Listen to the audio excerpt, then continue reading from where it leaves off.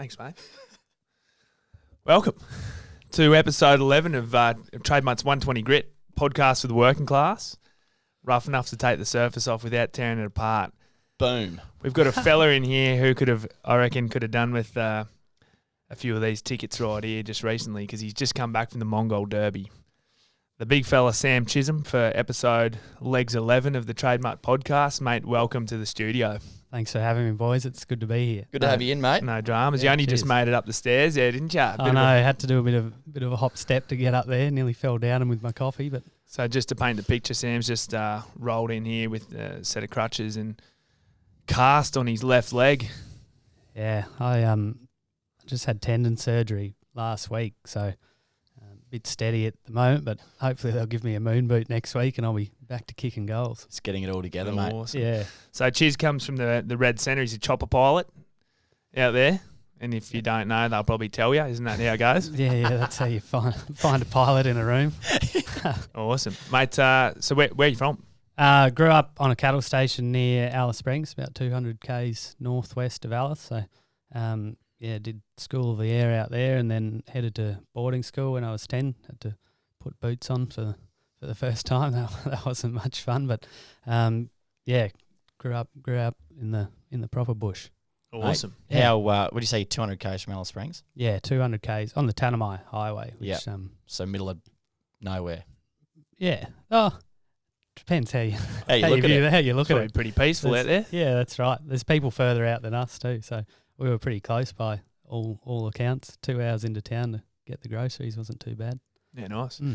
So you went to boarding school. Whereabouts you go to boarding school? I went to Tudor House down at Bowral for 2 years and then Kings after that. So Sydney boy. Sydney, yeah. All Very mates. relatable. Yep. I went to St. Pat's. You probably wouldn't know St. Pat's in Strathfield. It's a bit lowbrow. I reckon we played footy at the pre-season games. You'd play then. They're pop. We played Kings a few times. Yeah, just small fry. I was in the lower grades, but yeah. That's probably why I was in the higher grades. So, yeah, cool, mate. King of the 18As. Yeah, right. Social team. Yeah, nice. So were you always going to become a chopper pilot after school? Yeah, I think so. I didn't really know what I wanted to do, but I always had that. Growing up, there was always helicopters out there, and I remember pinching Dad's beers to give to the pilots so they'd take me for a fly. I was always pretty obsessed with helicopters, so I think it naturally fell into that. I think the old man pushed me in, or sort of opened the door for me there. He said, "Why don't you go and do that?" So that was pretty good. That was probably the best thing. Well, one of the best things I've ever done. I ended up did my license, Coolangatta, and then drove up to the Kimberley. I had a tentative job offer and I got there with, I think I got to Kununurra with $152 left in the bank account. So I had to get a job one way or another. And the bloke that I was working for, Lindsay Ward, he said, "Oh, you got all your gear packed?" I said, "Well, yeah, I only just got here." And he goes, "Oh, we'll only be gone a couple of months." And we headed out bush. So yeah, it all worked out. I ended up with a mustering job there and stayed up there for the next 5 or 6 years. It was, Yeah, wow, big stint. Yeah. How did you find that, finally getting your opportunity to be a full-time chopper pilot? Was it everything you expected it to be? I was pretty useless to start with. It was tough, but it was good. I had a really good crew around, and they don't put too much on you when you're just getting out of your license. And I was 18 when I got there, so pretty very green, baby faced. Yeah, people would get in the helicopter with you, and they'd give you a sideways look. But after a while, you just get in your rhythm, and everyone. I think the Kimberley, the Northern Australia. If you work up there, no one cares really where you've come from or what you've done. Everyone just gives you a crack on how hard you try. I think that is it's a land of opportunity in that regard. Do you feel like you have to prove yourself doing that kind of work? A little bit, but I think if you're nice to people, you can turn from it'll turn on its head from a bad pilot to bad cattle. If you pretty much just got to be nice to the cook and the manager's wife, and it's not your problem. It's there. That's exactly it's the ground stuff, not me. Yeah, if the cook and the manager's wife like you, then no worries. And you're away. So you ended up there 5-6 years, you said, and then you ended up down at Marcus Oldham. How did that transition happen? So I was, in my last year flying up there, I was the operations manager for the company, and I didn't really know what I was doing. I was wheeling and dealing and quoting, and I had no idea actually. So I sort of thought I'd like to do a business kind of course, and then it was Rue Ballinger, who you had on a few podcasts ago. He's like, "Oh, I'm going to Marcus next year, and you should sign up." I was like, "Oh, I don't think it's really for me," and then thought about it for a bit, and then ended up down there. So that was really good. Did the agribusiness course just 1 year. I don't think my liver could have handled another year down there. Yeah, that was me too. Yeah, but it was great and opened a lot of doors, made a lot of sense. So I was going to head back up to the Kimberley, and I did work prac with AMC for Charlie Bloomfield, and he offered me a job, and I thought, well, if I don't go, they were agri consulting. I thought if I don't go and do that, I'll probably might not have the chance to do it again, and B, I'll probably forget everything that I've learned at Marcus. So I ended up working on Queen Street for a couple of years, which was a bit of a surprise. Pulled my RMs on every day and got on the bus at Red Hill, poked in. Got on the bus, yeah. I actually, as work we were really busy and I was learning a lot, and then it just got a bit stagnant towards the end of the second year. And my highlight of my day was riding my push bike into Brisbane down the river, and then I'd ride it back again. That was the two things I look forward to most, was the trip in and the trip out. Yeah. And then someone stole my bloody push bike, and I caught. Oh no! Is it calling? I caught the bus in. I was late. Charlie's like, "Why are you late?" And I'm like, "Mate, someone stole my push bike. I'm out. I can't do this anymore. I'm going back west." Did you feel caged up in Brizzy when you were here? Because obviously, growing up on the Tanami be a bit different to living in Red Hill. Oh, it was a bit of a novelty for me to start with, to be honest. And that lasted for quite a while. There was a really good crew here, so you're busy all the time. But I started to feel caged when I wasn't being challenged. I think that's when I started to sort of question what I was doing. Got a bit sick of the old stolen bike was just the straw that broke the camel's back. That was dead set the straw that broke the camel's back. I was ropeable. Well, you'd probably thank that bloke now that he did steal that bike. I know. I put signs up down at Rosalie going, "Anyone seen my bike?" Like I was going to kill him if I found him. I looked on Gumtree for about 3 weeks, and then I've packed all my I wonder what that bike is doing now. Is it still going, still kicking? Is the same thief still getting around? Yeah, I'd like to know. I'd like to know too. Yeah, I'm coming for you. Oh, that's the best. Down the barrel. Down the barrel. Watch out. So then you headed back out to the Red Centre. Yeah, headed back out to the home block to Napperby, and I was the old man had a knee operation, so I was giving him a hand there, and my cousin and we bought a few cattle together, and I was flying as well for heli muster. I had one of their helicopters, so that was good because the old man and I, like, working together, I think we must be both as stubborn as each other or something. But there's a lot of those father-son combos. Yeah. So it was good having that helicopter because I could just get away. And then James and I with our cattle, we were pretty lucky. We got a paddock next door to home, so it was nice and close, and we got a good deal on the cattle, and we got rain, and everything was just like, it was 1 day a week and we could go out there, and that was really good. And I went and did this trip to I had two mates. I found out about it. I looked in my phone after a night at the paddo or something like that, and someone had written down in their Mongol Rally, and I was like, "Oh, what's this thing?" and looked it up, and it was a car rally from London to Mongolia, and you had to Russia, through Mongolia, and you had to raise $1,000 for charity. It had to be under 1,000cc car, and the car had to cost under $1,000. So I got two mates, Pat Kenny and James Thomas, and we headed over to London and bought this car off a Nigerian businessman for $500. It was a Peugeot 206. Was that an above board transaction? That was nice Peugeot, mate. I think they're still chasing us for regos and fines that we didn't pay in London. And that was only a 6-week trip, not long enough, but it gave me a good taste of. We drove all the way. We blew the car up in Mongolia, hit a rock, and the clutch had shit itself in Kazakhstan, and the dodgy work to fix it. It was leaking oil, and I ripped all the sensors out when I hit a rock about 3 o'clock in the morning driving along, and I went to sleep in the back and woke up, and she was Black Betty. We called the car Black Betty. Just had the bonnet up. James is under the hood. He's pretty handy on the spanners, and he's like, "Mate, she's cooked. She's dead." So we hitchhiked to Russia, and then I got back, and I met this bloke on that trip riding motorbike around. I thought that's a pretty cool thing, and it sort of sparked an idea. And I said to James, a cousin and business partner, I was like, mate, I sort of want to go on a motorbike trip. And I was 29, I think, and I just thought to myself, if I don't do it now, I'll never get the opportunity to do it. And so with his blessing, I headed off to South America. It was a bit of a reckless thing to do where we were at with the business, and everything was going good, but I thought this is just the last opportunity I'll have to go. You just needed that break or get away and do something that you wanted to do. Yeah, and I thought James grew up in Sydney, and he sort of ended up coming up to Alice for a sabbatical. He used to be a logistics manager at Grain Corp and just fell in love with the territory. And so I thought it'd be a good opportunity for him to flex his muscles a bit with the business as well. And he did a really good job while I was away.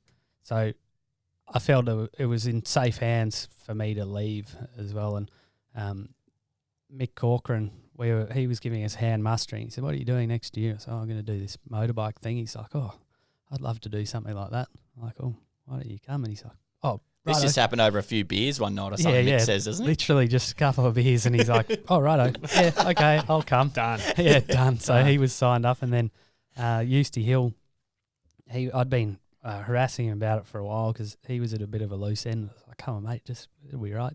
He's like, "I can't ride a motorbike." I'll just go and get your license. You'll be right. And he rings me up literally 2 weeks. I booked my flights, found a couple of bikes over there, and he rings me up 2 weeks before. He's like, "I've just done my motorbike license. I'll meet you over there." So that was the start awesome. of it. So where did you start? Whereabouts did it start in South America? Flew into Santiago, and Mick and I bought 2 bikes off a couple, Matt and Heather, and we sort of stayed with them for a couple of weeks, and then we rode down to Ushuaia, the bottom of South America. It's about 3,000 k's. Met Eusty. As we rode into this town, we could see this bloke ripping around on a motorbike in Wrangler jeans. That's him. That's him. Yeah. And then we all together we spent 6 months and rode up the west coast of South America through. The boys said, "How long do you reckon it'll take?" I was like, I wanted to go up to Alaska. It was probably 4 months, and in 4 months we were still in the country we started in. So Wow. yeah. We just took our time and said we'll get as far as we can till everyone's got to go home. And Mick went home when we got to Colombia. He had to go back to work, and then Eusty and I kicked around for another 4 months, I think, in Central America. And he went home pretty much Guatemalan border, and so he punched up to LA and flew home, and I rode Mexico to Canada to Banff, and I stayed there for the winter, worked there for the winter. And then kept going. I got up to Alaska. I think it was 22 months all up, getting up there. It was Awesome. Good fun. So that Mexico to Banff, you on your own? Did you ride that? Yeah, I rode that On your own? On my own. So I thought, like, Mexico, everyone had talked about Mexico, and I think it gets a bad rep because it's so close to the States, and people give it a bad rep. But after going through all those, like El Salvador and Honduras, and my Spanish it's not great, but I could talk pretty good about motorbikes, especially to mechanics by that stage. Had a fair few breakdowns along the way, but it was a bit anticlimactic for me. Like, it's an awesome country and it's beautiful, but I thought it'd be more of a challenge, but I really enjoyed Mexico. Just more of a challenge in terms of the terrain or the... Oh, just the people, and everyone talks about all the drug cartels, and they get pulled up at roadblocks and it's dangerous and all that stuff. Not quite like that. Mexicans, they're bloody It's probably like friendly Australians riding around in kangaroo pouches, isn't it? Like, yeah, that's right. That doesn't actually happen. Yeah, there's good food. The only thing you got to watch out for there's hot sauce in Mexico. Oh, yeah, that'd double. Well, only on the weekends. Yeah. I can take me kangaroo out. Yeah. Yeah, cool. That's unreal. So the last few months you were by yourself?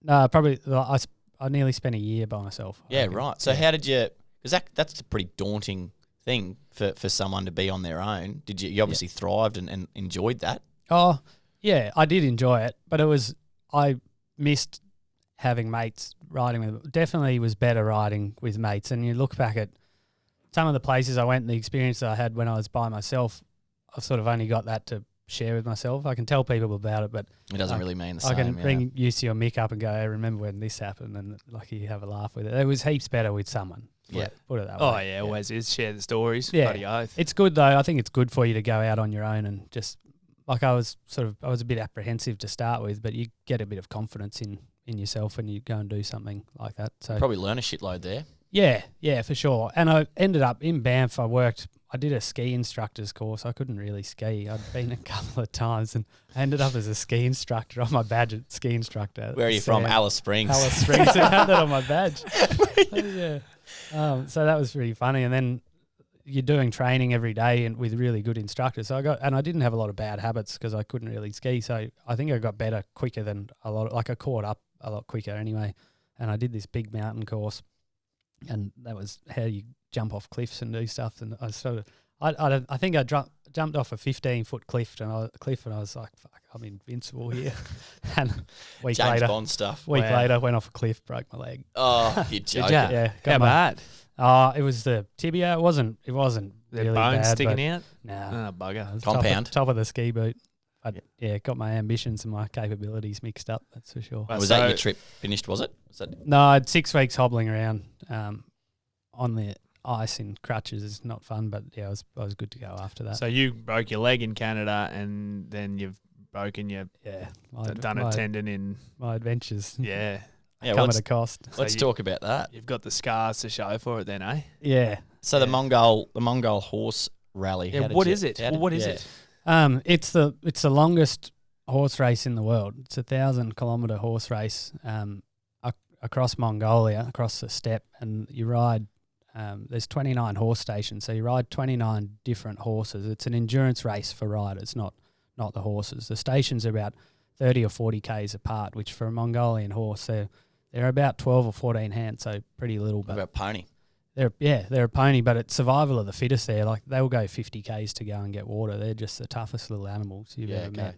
They don't get brushed and groomed and their feet trimmed. It's just natural selection at work at its finest. So these tough little horses, they only get ridden 3 months a year, so they're pretty feral.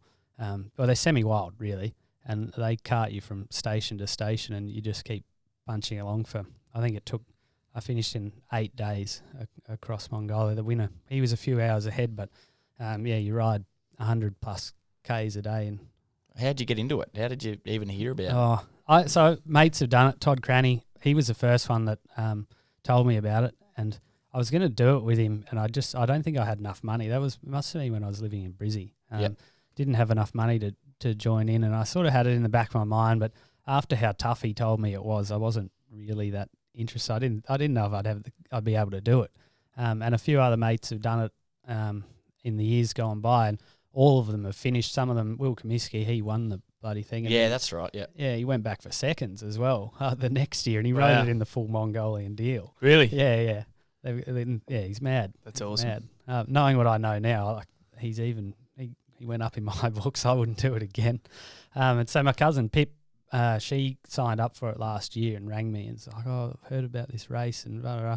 I was like, I knew exactly what she was talking about. I tried to play dumb. I didn't want to get involved in it, and I get FOMO, so she twisted my rubber arm and ended up signed up for it. And then the day I was flying out to Mongolia, she rang me and said, "I've just come off a horse over here and I've broken 3 ribs and punctured my lung, so I won't be riding with you."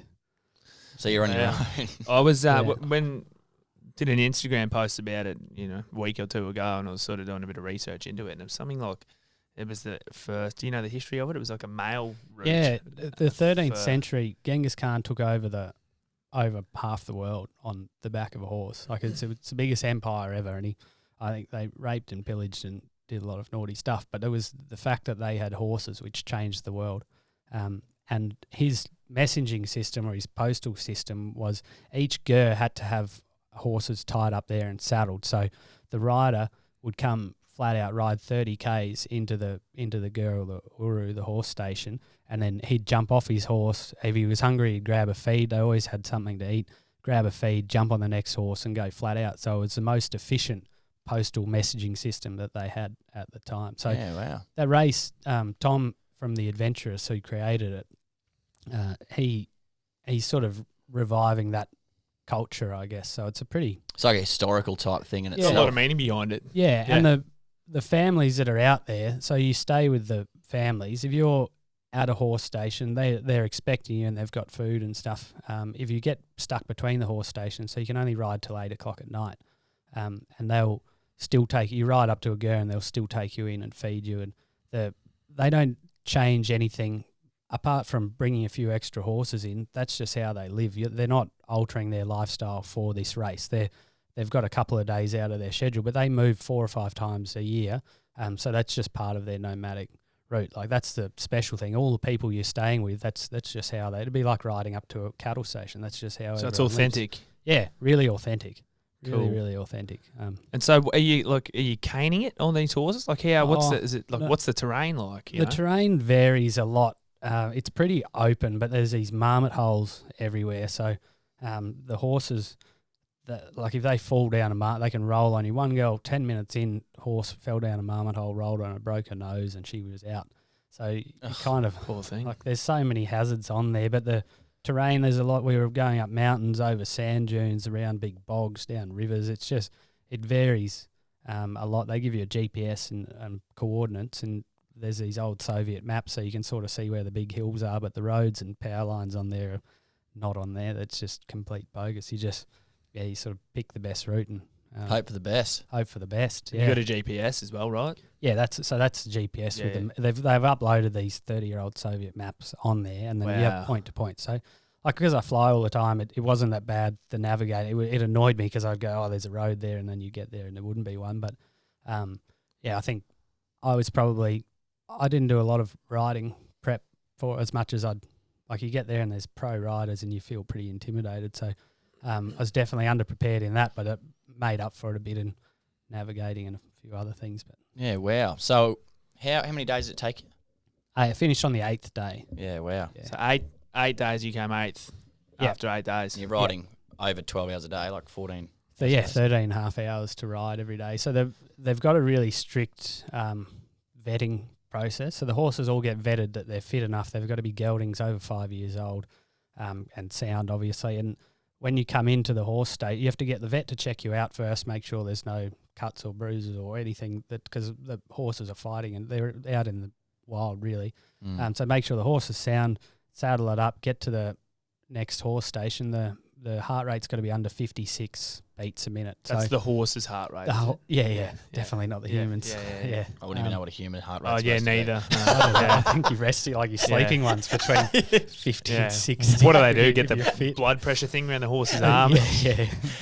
They put the stethoscope. Oh, the damn thing still. Well, they've got the stethoscope in, and they've got to put that against the horse, but they're half wild horses, so when you got someone up there putting a stethoscope, like a doctor's stethoscope, some of them don't like it at all. Some of them are chill, but that's the art in that's a picking whole horse. experience. Yeah, I suppose, exactly. Isn't it? So endurance riding standards like 64 beats a minute. So it's really low. So you can't just get on your horse and flog it all the way. Some of them want to just run, and they just bolt for 10 k's. You can't pull them up, and then they'll slow up, and then you trot counter. Pretty much, but you've got to manage your horse all the way. Yeah, I could imagine. Oh, wow. So what it must take a massive toll on your body spending that much time in the saddle for that long. It does. I think you got to be reasonably fit to go in it, but there's no training that I know of that you can physical training that can prepare you for that. And the first day you're on adrenaline and you're just rolling with it, and it hurts a bit. But that second day, and it was bucketing down with rain and freezing cold, just sapped it clean out of me. At the end of that second day, I was a wreck, and I went straight to bed. And I really didn't know if I'd be able to get up the next day to carry on. And that third day, it just starts getting a bit. It doesn't get easier, but I think your body accepts that. Was it the physical pain you're going through? Yeah. Yeah, and after the fourth day, all that muscle ache and things like that, your body just adapts to it, and you sort of get in a rhythm. The fourth and fifth day, like, I could have just kept going like that, I reckon, forever. It felt like I'd never pushed my body that far. I'd always pushed to a threshold, and I'd never gone over that. Yeah, and I think stubbornness and encouragement from other riders, that gets you through those first couple of days. And I hurt my ankle then. Like, it had just got a bit worse, and I tore it on the 6th day a bit. How did you actually do that? I think it just repetitive strain on it had made it sore and vulnerable. and probably swollen a bit. And then the horse stood in a marmot hole, and I put all the weight onto there, and just the way it was like rolling your ankle really badly. I could just feel it tweak and tear a little bit, and I strapped it up. They have really good medics there. They checked it and said, look, there's not much we can do. Just strap it and try and manage it. And rode that 6th day, and the 7th or the 6th or 7th, whatever day, towards the end, that last day, I was hurting properly, and got to the horse station, changed horses. So there was 3 legs that day, and between the 2nd and 3rd leg, 8 Ks out, the horse went across the road and sort of stumbled, and I could feel that just let go, pop, twing, and Rubber just band. excruciating. In the middle of Mongolia on a horse. 8 Ks out, and I couldn't put my foot in the stirrup, and I just galloped into the horse station without my stirrups. Like it was just adrenaline that got me in there. I actually got a vet penalty for that. Frank, this West Texas cowboy that I've been riding, and he just poked in for the last 8 Ks, and he vetted straight out. And my horse, its heart rate was 60, like it was just over, but I ended up with a 2-hour penalty. And they said, oh, you got to sit here and wait it out. I was like, I don't know if I'll be able to. Can I sit it out at the end? They're like, oh yeah, you sit it out at the end, no worries. What do you mean by sit it out? You had to stay on the horse? No, sorry, like do your penalty. Do your penalty time. So it's 2 hours, and this is the last leg. And I actually rode in 3rd place, I guess. But we'd be sort of riding that. Oh, chase right. pack was Yeah, riding wow. as a pack. We probably would have been, I don't know. We were all between the front guy and us. There was 3 hours or something. So I've just got a 2-hour penalty. Oh. But I didn't think I'd be able to get back on a horse because I couldn't put the foot in this, couldn't do anything. And there was a kid riding around on this pony, and I needed something really gentle because the Mongolian horses, like I said, they're pretty skittish. You just got to jump on them and you're rolling. They don't pull up and wait for you to get yourself sorted. As soon as your leg's on, they're gone. You start heading off. And that's the way the Mongolians ride. So I asked this kid for his horse, and he gave me his horse. He held it. We saddled it up. He held his horse, and then Frank lifted me on for that last leg, and I just rode the last leg with no stirrups. And we rode it. There was 4 people that came 3rd, and then Frank was 7th, and I was 8th. So 4 people came 3rd. Yeah, they all crossed the line together. Was that like a cute thing that they were doing? Well, they did it. So because it was bugger me. I know. 1st and 2nd, they were ahead of us by a couple, or like a bit anyway. And then Sally Conway, who's from Taroom, she was riding with that front pack. We all became really good mates. The chase pack, I guess you'd call it, over that time. And when people were down and hurting, everyone would drag each other along. So we became like, you get best mates out of it, I guess. And Sally, who was riding with us on the 4th day, she felt a bit crook, ate something. Everyone gets a little bit crook along the way from just different food and things. And so she didn't drink any water that whole day, and it had been raining and 10 degrees. So up until then, you could get away with that. And then it got really hot, and she ended up with heat stroke and had a body temperature of 41.7. Luckily, when she rode into the horse station, the medics were there and put her straight on a drip and rushed her into Ulaanbaatar. But like, it was touch and go. The medics said it was touch and go, whether her kidneys were about to start failing. And I think over 41, your body starts shutting down. So Sally would have been with that pack, and they all sort of rode that 3rd thing for Sally. So I guess it was a bit of a cute thing. But Yeah, cool. Wow. Yeah, righto. Sweet. So it's not just the physical toll, but like mentally, we were talking about it before. What was your thought pattern like on this 1,000K journey on this, all these different ponies? Any time for self-reflection? Yeah. What were you thinking about? No iPod or anything listening to. Sore ankle probably, just about. Oh, well, yeah, I think that's just the thing. Like, physically it hurts to a point, but then it's the mental thing that gets you over that. And I originally, going into it, I thought, I'll have heaps of time to think about stuff that's going on at home, and this will be like... Be able to brainstorm it. I'll have this whole new business plan when I get it'll home. be like all these epiphanies and stuff, but literally you're just in the moment. You're not thinking about anything except for that next horse station, where you got to go. Not falling into a friggin' marmot where hole are the by bloody the sounds marmot of it. holes? Yeah. How the horse is going, where you, like, you're just present. That's Yeah, wow. That doesn't happen often. You don't get that. I haven't been that in the moment, and that was 8 days just in the moment. And you're not thinking another thought outside of what you're actually That's doing. awesome. How did you find that? Yeah, really. I don't like profound's probably a bit too much of a. No, Mate, not in the 120 grid bloody studio, mate. Profound. Get that in there. Yeah, no, it is. It's I haven't done that for I don't know when I've been just in the moment for. I can't even think. There's so much shit going on in the back of your mind now. Your phone's buzzing. You never just like it's rare for you to be just solely focused on something. So yeah, it was really special. Just being focused for that long, and everyone's in the same boat. Like you look over. Sometimes you have a bit of a yarn to the person riding next to you, or see where everyone else is. And a lot of the time, you look over to see how that fella riding next to you is going, and just focus. Yeah, present. But all that endurance stuff.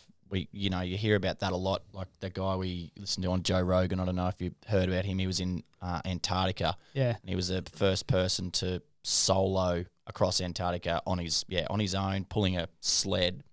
Yeah. And he basically something like a month. And he literally not the quadriplegic. No, paraplegic. No. Yeah. It was this. It was crazy. And he was literally. It was something like 3 weeks, and he was just literally staring at the GPS the whole time because there's no tree, there's nothing, obviously, just ice shelves, and you can't see anything landscape. So he was just in the moment, and it was just unbelievable. The same thing. It was just profound. His own thoughts. Sometimes you get into, I don't know, I've heard it called this on the endurance, like those people who run 100 miles, the pain cave. You get into the pain cave, and sometimes you're just in your pain cave and in your rhythm, and then you like, oh shit, I'm at the horse. I better slow up because I'm at the horse station already, and that's 40 k's, and you don't even know where that time's gone. You've just been in it. And thinking back to the race, I tried to think of it from the first station. I was trying to write it all, but just been writing it all down. I started the first station and tried to go forwards, and I'm like, I can't remember riding out of that station. But if I think about it from the end and go backwards, I can nearly remember the whole, like every. I can remember the whole thing. Yeah, it's weird, but I think just it's in there in your subconscious. But for me, I just have to work backwards, and I can remember the whole lot. So wow, so having that experience of it, this profound experience where you were just switched off to absolutely everything else out there, no phones, not thinking about work, you were just in the moment. Yeah, something that's you haven't really experienced before. Was that like a bit of a unique experience? No, I reckon it's not something I'd experienced before, but I think it's something that's getting harder and harder to find. Yeah. Because we talk about mindfulness, right? And that's the basic word for that is being present and not being worried about the future or not being worried about the past, but just being focused on what you're doing and how important that is for everyone to find that, in your life somehow, because being able to switch off from all that outside noise, it just gives you a chance to be clear. I'd like to be able to discover, and I think it's there, it's possible, but I don't think you have to be in such an extreme situation. Oh no, I mean it can be anything from. I hope not. Anyway. Anything from mowing the lawn or cooking a 12-hour brisket. I think something that you enjoy. If you find something you enjoy, that's when you can let all that other stuff go and just be really focused on there with what you're doing. Yeah, it has to. And like I don't ride that much, and horses aren't I wouldn't call it my burning passion is horses, but looking back, as much as it hurt, I enjoyed that. And you just doing something you enjoy, you can just let all those distractions go. So I suppose from the chat, we can probably work out that you do love challenging yourself, like putting yourself out there and having a crack. Yeah. Bit of adrenaline. Yeah. So what is that? Something that you always had, or something that you just, when you were back out at Alice Springs, you're like, oh, I just want to go and live a bit more, go and do something else? Was it sort of something you found, or was it something you always wanted to do? No, I think I was probably, I don't know, it's probably pretty reserved, and a lot of the things where I was like, oh, I don't know if I just had doubts about whether I could do something like that, and probably, to be honest, flying probably gave me that sense of you've just got to make decisions on the spot and stick with it if it's right or wrong. And if you're going to muster a paddock and you go, right, I'm going to take the cattle this way, you just have to make the call. And if it's all going to shit, well, you assess your options and go, right. But you just have to jump into it a bit. And make a decision and go. Yeah, I think that decision making, that probably helped me be able to do stuff like this. Like some things that I do, I don't think them through a great deal, but I'm glad it's I don't know. Bad decisions make good stories, but it's. But you probably learn. You take value out of what you've done, and you learn from that. Yeah, I think you get confidence, and you just start small. And I don't know. I think I would have regretted.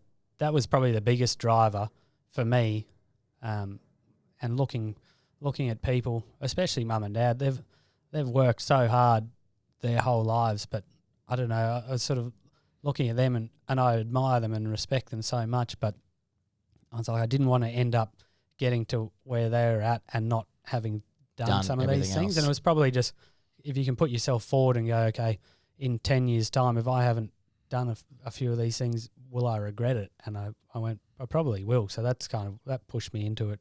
That's awesome. As well. Awesome to think that you've gone out and done it. It's epic. The whole thing with chopper pilots, right?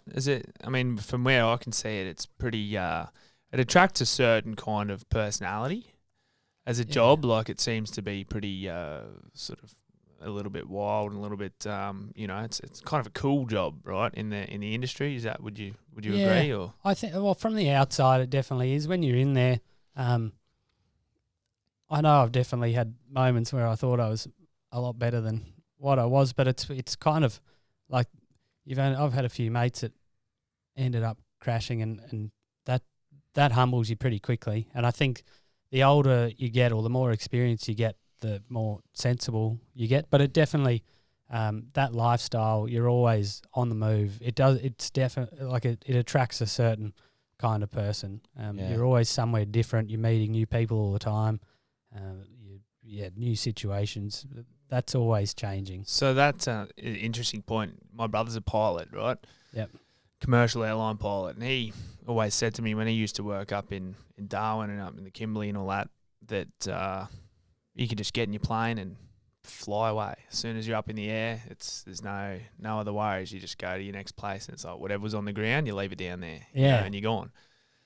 But then the other side of that is, now that he does that, as a profession up in Japan, well, he's very unsettled, and he doesn't always have somewhere to set his roots down, and always living out of a bag and all that sort of stuff. So I guess there's that side of it as well, right? Yeah, I think that eats away at you. Like, I've pretty much, since I went to boarding school, I've more or less lived out of a bag since then, and you do. You sort of, I've got a bit of a longing to, I don't know where, cause that's one of the problems, going everywhere. And I get to some place and I'm like, I'd like to live there. And then I go back home and I like to live here, and I go to the Kimberley. So that's the hardest thing I find. But it'd be nice to have somewhere consistent to lay your roots, I guess. But the career pilots, I think that eats away at just looking at a lot of that have stayed in it too long. I think that does eat away at your personal relationships unless you can put your roots down somewhere. Yeah. So for the long term, for me, I really enjoy it. And like you said, when you just get up in the air and you go, there's no better feeling than that freedom.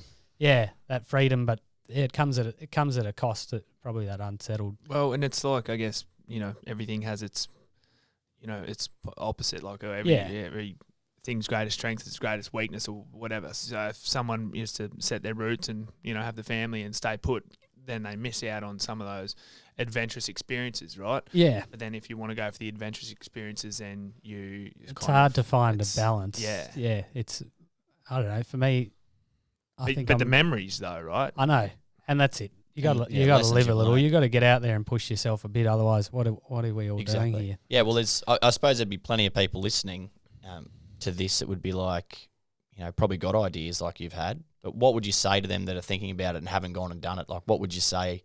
Just get into it, because you'll regret it down the track if you don't. And especially a lot of people, when we were doing that motorbike trip, they'd send us emails and messages and go, "Oh, I wish I could do that."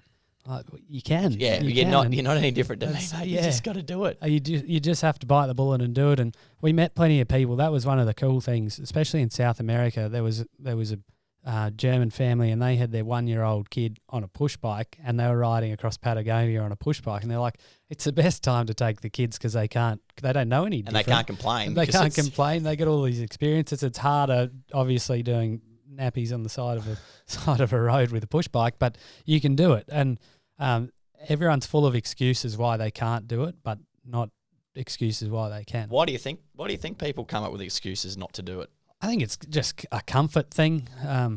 Some things become too hard. Some things, like for me, I know there was a lot of people that when I went over to South America that expected, like, what's he doing now? Why would you go and do that? And you've got all this good stuff going, and you've got an expectation to build on that. And so it seems like a reckless thing, but I think it's worth it every day. So you've just got to hook in and do a few of those things that you think are beyond your reach or your capability. And once the hardest bit, to be honest, the hardest bit was taking the first step. I know you hear that all the time in a lot of different things, but once you get the ball rolling, the rest is easy. You just go with it.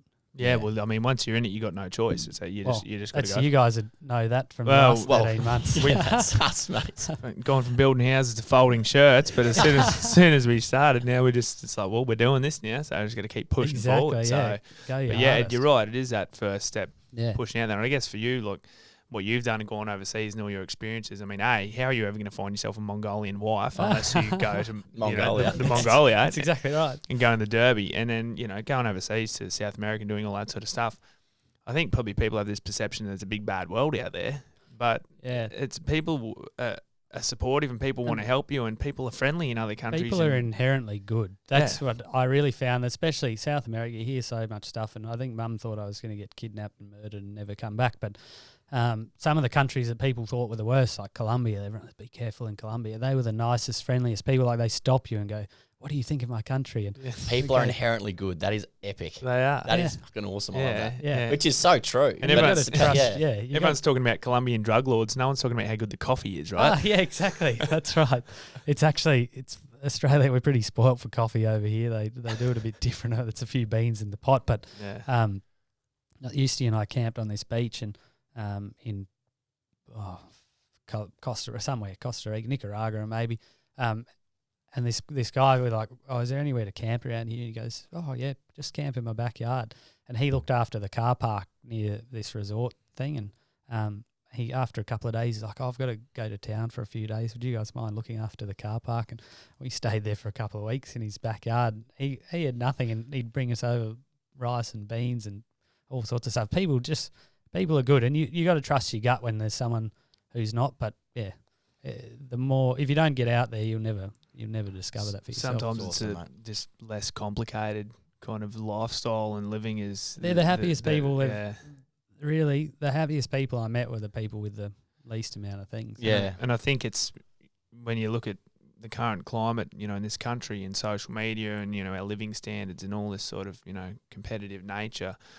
We've got so much, almost too many things cluttering our lives, which can cloud your perception of happiness and success and fun. I reckon it's like weight on your shoulders you've got to reply to a message on Instagram and you've got to put up a post about this. You got to, all that. I'm on social media because I've been pumping my tyres for the Derby, and we raise money for that, for breast cancer, and it's been really good, but mentally I'm off it. I don't know, I can't. It's too much sometimes, isn't it? Yeah, I reckon it is. And that maybe having a bit of perspective of just forgetting about all that stuff for a couple of weeks was really what I needed. But yeah, it's just understanding what matters. Everyone's marketing each other, and it's all more shit. Everyone's trying to get you to. When you get off social media, you're not missing anything. This is the thing. Like, what are you going to miss if another plane flies in the World Trade Centers? You're going to find out, one way or another. Like, you don't need to be waiting on social media to see what everyone's up to and showing these lives that, whether they're real or not, it's not all it's cracked up to be. One of the things that on the fire season, because you're always on your phone, and it comes up with the weekly report of how much time you've spent on each thing. Yeah.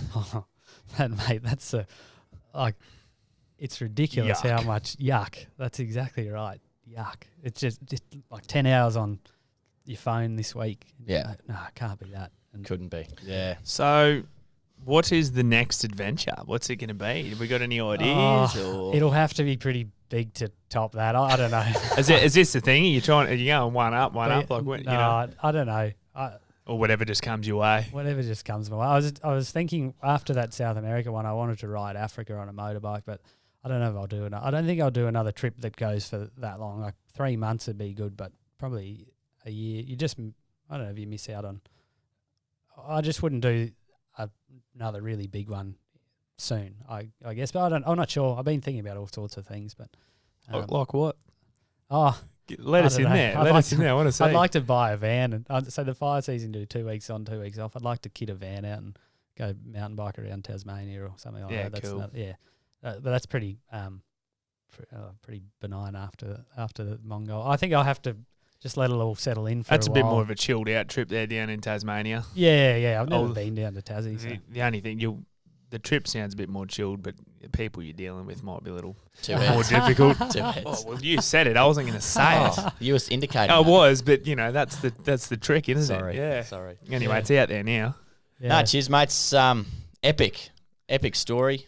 Love what you get up to, and love hearing it. It really is awesome. Did those TradeMutt shirts stand up to the test out there in Mongolia? They did. Shameless plug. I have to say, shameless plug. I have to say, at the start, there was a couple of the people, like a couple of the vets and stuff there, and I kicked it out. I think they had a party. I was like, I got a couple of nights before you started, they had a party. I put my party shirt on, the Mr. Feel Good. Yeah, it's looking bloody faded. You've got some wear out of it or Yeah, what? absolutely. It held up. If it can survive 8 days without getting washed and getting flogged all the way across the steppe, job's right. Mate, awesome. So, yeah, the horses, they loved it. The Mongolians loved it. You should have a few orders coming in from the boys over there. So, mate, just International.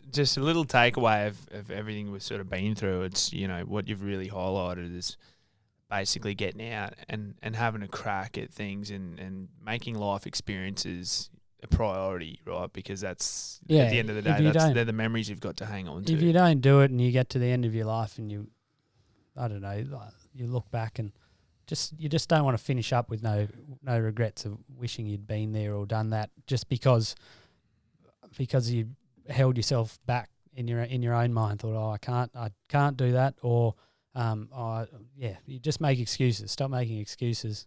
I was going to say, if anyone wanted to chat to you, or you find out more about the Mongol Derby or any of that sort of stuff, probably just jump on socials. But you're not on there, so I'm on there. We'll have to set up the Mongolian horse. I'm getting myself off. Yeah. A rally out to Alice Springs to get the message out. Cheers. And what's the worst that's going to happen? Broken leg, busted tendon, like that. That heals. But that's better it? for the experience. Yeah, exactly. That's come with a story, so everything heals. And mate. It's awesome, mate. You've certainly got no gain. You got my juices flowing anyway, so it sounds fun. Better turn this bloody camera off. Hang on. There you go. Oh, no, it's great. Thanks, Chiz. Really appreciate it, mate. Thanks Good for on having you. me on. And thanks for the shirts and all the support during the ride too. No worries, dramas, brother. mate. Well done. Congratulations. Good on you. Thanks, mate.